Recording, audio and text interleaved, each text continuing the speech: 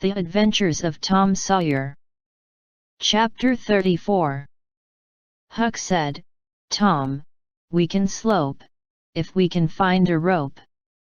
The window ain't high from the ground." "Shucks, what do you want to slope for?"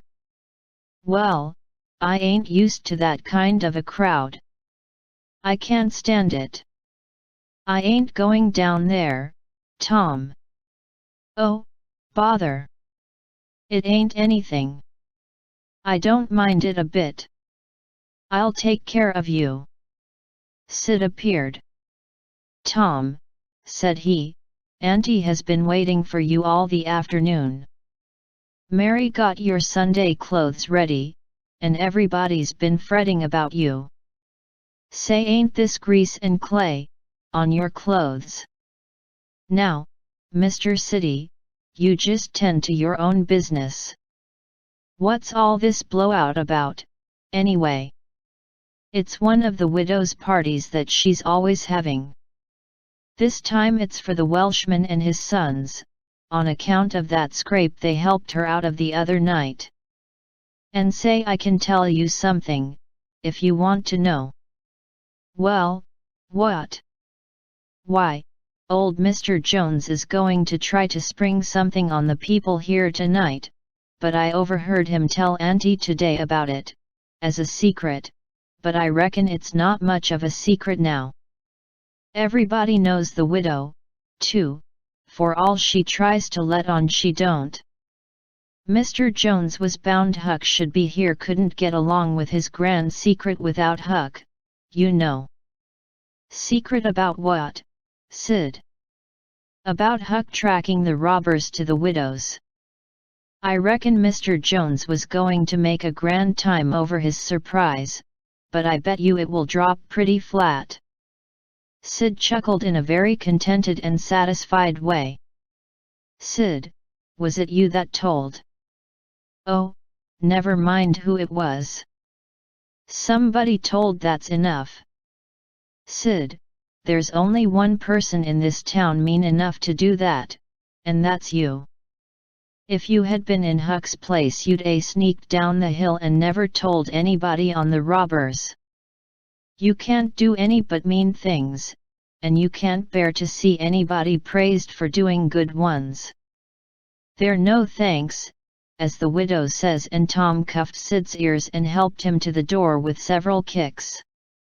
"Now go and tell Auntie if you dare, and tomorrow you'll catch it." Some minutes later the widow's guests were at the supper table, and a dozen children were propped up at little side tables in the same room, after the fashion of that country and that day.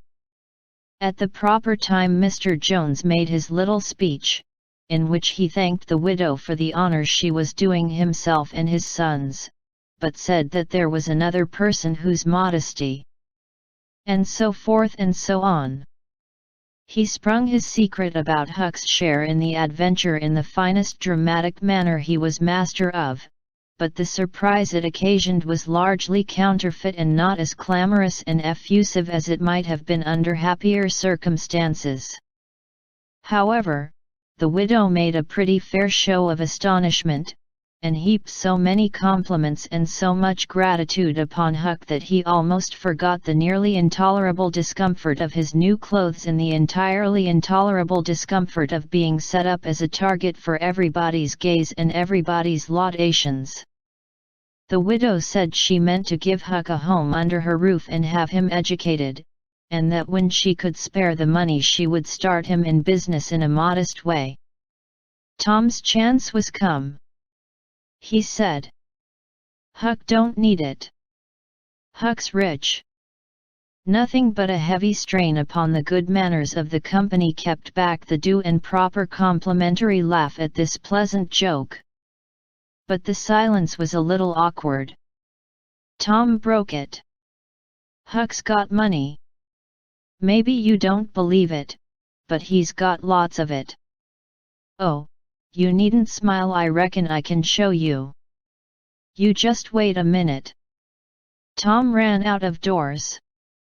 The company looked at each other with a perplexed interest and inquiringly at Huck, who was tongue-tied. "Sid, what ails Tom?" said Aunt Polly. Well, there ain't ever any making of that boy out. I never." Tom entered, struggling with the weight of his sacks, and Aunt Polly did not finish her sentence. Tom poured the mass of yellow coin upon the table and said, "There, what did I tell you? Half of it's Huck's and half of it's mine." The spectacle took the general breath away.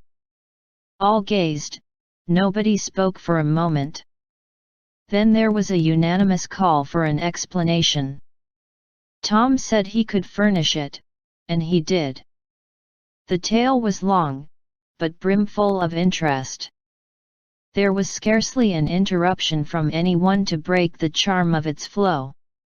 When he had finished, Mr. Jones said, "I thought I had fixed up a little surprise for this occasion, but it don't amount to anything now.